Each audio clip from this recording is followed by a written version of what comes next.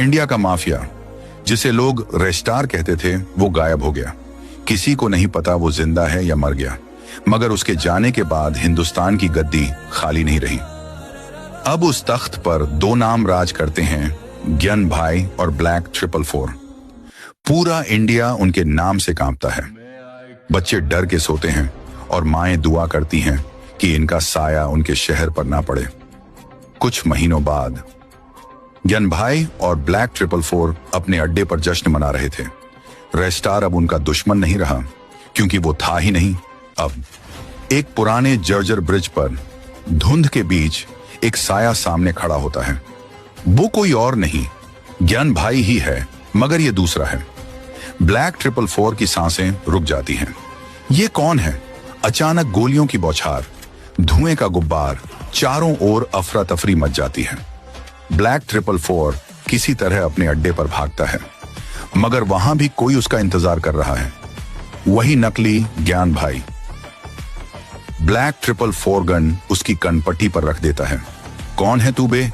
वो शख्स मुस्कुराता है और कहता है, जिसे तुमने ग्यान भाई के पास भेजा था उसे मारने, वो मैं था। मगर वहां जो हुआ वो युद्ध नहीं, नरक था।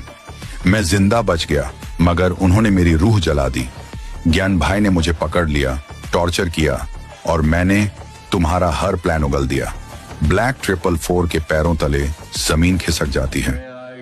दूसरी तरफ असली ग्यान भाई अब अपने भाई की जगह ले चुका था। वो अब अकेला नहीं था, उसकी अपनी फौज तैयार हो रही थी।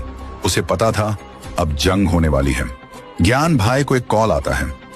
वो बिना कुछ कहे अपनी ब्लैक एसयूवी में निकल पड़ता है। इधर ब्लैक 444 किसी गुप्त ठिकाने पर जाता है।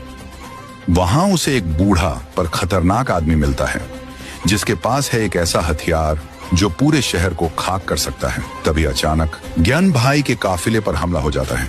गोलियों की बौछार, बम धमाके, और जब धुआं छंटता है, सामने खड़ा होता है खुद रेस्टार।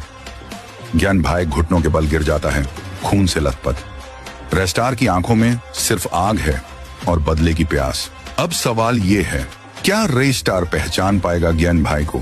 क्या वो बदला लेगा या सच्चाई कुछ और है? और सबसे बड़ा सवाल, रेस्टार लौटा क्यों? क्या उसकी वापसी किसी और तबाही का इशारा है?